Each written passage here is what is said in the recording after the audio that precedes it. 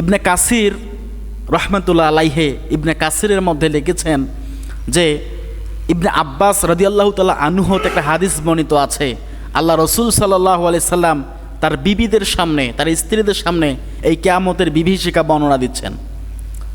আল্লাহ রসুল বলেন, ওই দিন কারো পরনের মধ্যে কোনো সুতো থাকবে না, পায়ের মধ্যে জুতা থাকবে না, সবাই বলবে ইয়া নফসি আর ইয়া নফসি, আমার কি হবে, আমার কি হবে।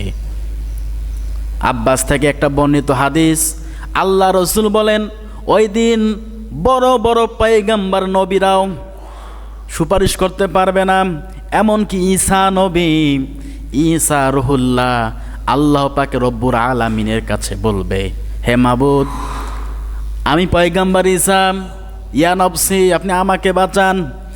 আমার মা মরিয়ম, এনার সঙ্গে কেমন ব্যবহার করবেন আমি জানি না, তাকে কি করবেন না করবেন আমি কিচ্ছু জানি না, আপনি শুধু আমাকে বাঁচান।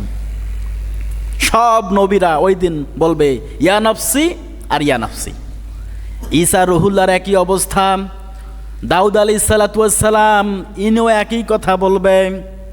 আল্লাহ পাক রব্বুল আলামিন ওই দিন যাকে অনুমতি দেবে শুধুমাত্র সেই সুপারিশ করতে পারবে।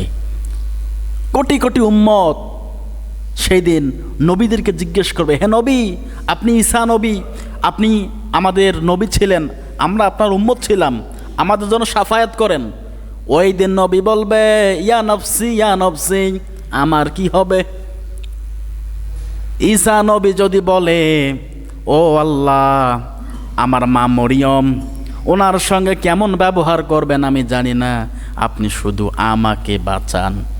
বাকি নবীদের একই অবস্থা। তাহলে ওই দিন এখন যারা পীরের ভক্ত, পীর বাবার দরবারে যাতায়াত করেন, মনে করেন কিয়ামতের দিন ওনার বাবা জাহাজ নিয়ে এসে ওনাকে বাঁচিয়ে নিয়ে যাবে, তাদের কি হবে? কি বানিয়ে বলছি? বানিয়ে বলছি না, কোরআন থেকে বলছি। যেই দিন নবীরা তার উম্মতদেরকে ভুলে যাবে, কি একটা বিভীষিকাময় দিন, কি একটা কঠিন দিন। সেই দিন আল্লাহ পাক রব্বুল আলামিন সবাইকে একত্রিত করে এভাবে বলবে, সবাই বলবে ইয়া নফসি ইয়া নফসি। মুসা নবীর উম্মতরা মুসা নবীকে গিয়ে বলবে, ও পয়গম্বর মুসা, দুনিয়ার জমিনে আপনার উম্মত ছিলাম, এখন আমাদেরকে বাঁচান, শাফায়াত করেন আমাদের জন্য। মুসা নবী বলবে, ও উম্মতরা, এখনো আল্লাহ পাকের পয়গাম থেকে এখনো আসে নাই, আল্লাহ পাকের পক্ষ থেকে এখনো হুকুম আসে নাই, আমার কিচ্ছু করার নাই। আবার দেখবেন জাকারিয়া নবী আলাইহিস সালাতু ওয়াস সালামের উম্মতরা বলবে, ও নবী, দুনিয়ার জমিনে আমরা আপনার উম্মত ছিলাম, আমাদেরকে বাঁচান। সবাই বলবে ইয়া নফসি ইয়া নফসি। সমস্ত নবীরা তার উম্মতদেরকে দেখিয়ে দেবে, ও উম্মতেরা শোনো, আল্লাহ পাক রব্বুল আলামিন আমাদেরকে সুপারিশ করার মতো কোনো এখতিয়ার, কোনো হুকুম আমাদেরকে দেয় নাই, অতএব আমরা সুপারিশ করতে পারবো না।